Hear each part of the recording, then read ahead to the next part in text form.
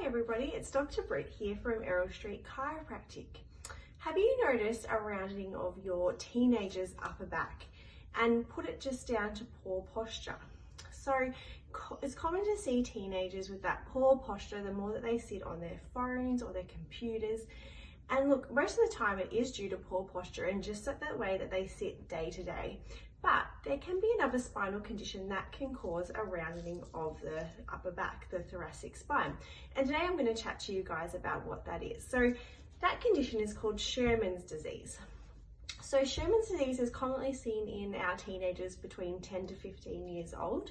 And most commonly in boys. So it does tend to run in a bit of a family genetic pattern. So, you can have had a father or an uncle that has had it, and that can then predispose to your son getting it down the track. And it is more common in boys, but it's not, it's not always the case when we see that upper thoracic quite random, but it's a really good thing just to be aware of and just to keep notice of if you are noticing a change in your child's posture.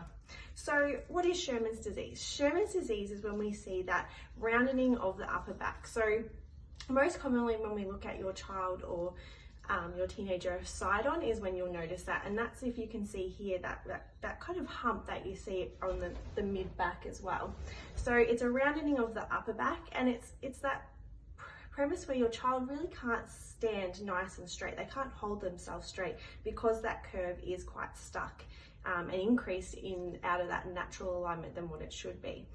It can really create a lot of discomfort for your child as well if they do have Sherman's, because they just can't naturally stand up and hold themselves nice and straight as well.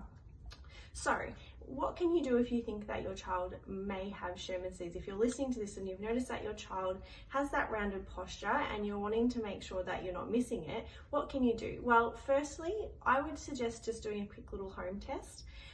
Just to really gauge whether you need to refer out to a spinal health practitioner to get them to assess further. But the best way to do that is have your child standing side on and get them to stand up and touch their toes. And then if they're bending over to touch their toes and they don't have Sherman's disease, you'll just see a nice flattening of their back. But side on, if they're bending down to touch their toes and that rib hump is quite noticeable when they're bending forward, then that's a sign it's a good idea to get them assessed by a spinal health practitioner. And then I just suggest that they go and get referred out for some x-rays just to have a look and see if there's anything of note on their x-rays that corresponds with that Sherman's disease diagnosis.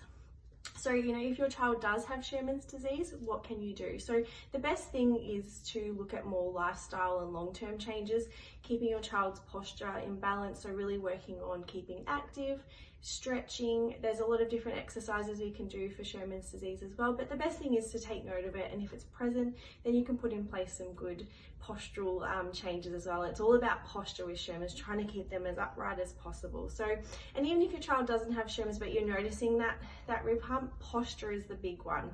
So really working on getting away from that slump position on the couch or in front of the computer and trying to balance and stand nice and upright.